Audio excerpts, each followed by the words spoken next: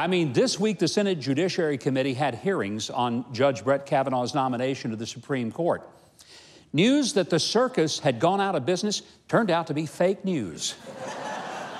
I mean, these hearings were a complete circus filled with untamed animals who pretended to roar, but they were mostly just a bunch of clowns.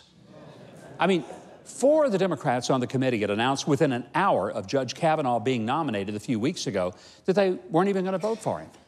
And that was before they even knew how to spell his name. So the obvious question was, why did they even show up and pepper him with questions if no matter what he said, they were going to vote no anyway? Well, I'll tell you why. Because several of them thought it would help them run for president by preening for the cameras and pretending to actually be interested in the answers to their questions.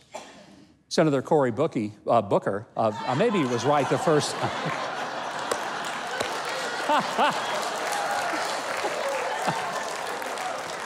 A psychiatrist would call that a Freudian slip.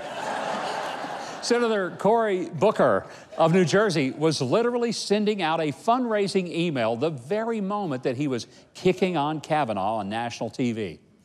In fact, the spectacle got so savage and lacking of basic manners that the judge's wife hurriedly took their 2 young girls out of the room to spare them from watching what was supposed to be democracy in action.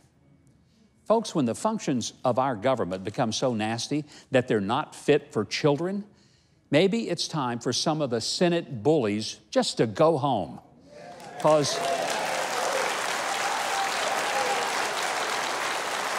if you sat through much of it, your first reaction was probably like mine. There's several hours of my life I can't get back. But then as you processed it, you realized that you saw the pompous, arrogant, and out-of-touch attitude of some senators attacking a decent man who was endorsed by fellow judges, some of whom were liberal, voted for Hillary, and yet who recognized that Judge Kavanaugh is not only an extraordinary jurist, but a really good human being who coaches his daughter's basketball team, volunteers to feed people in a homeless shelter, and even tutors disadvantaged inner-city kids. Kavanaugh is going to be confirmed, and he will serve with honor and distinction. What I wish is that some of the disingenuous senators would be marked for extinction and voted out.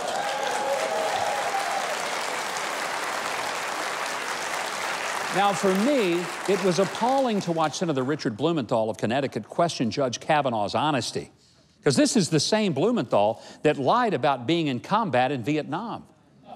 To steal valor from combat veterans is not mere vanity. It is the ultimate form of appropriating someone else's identity.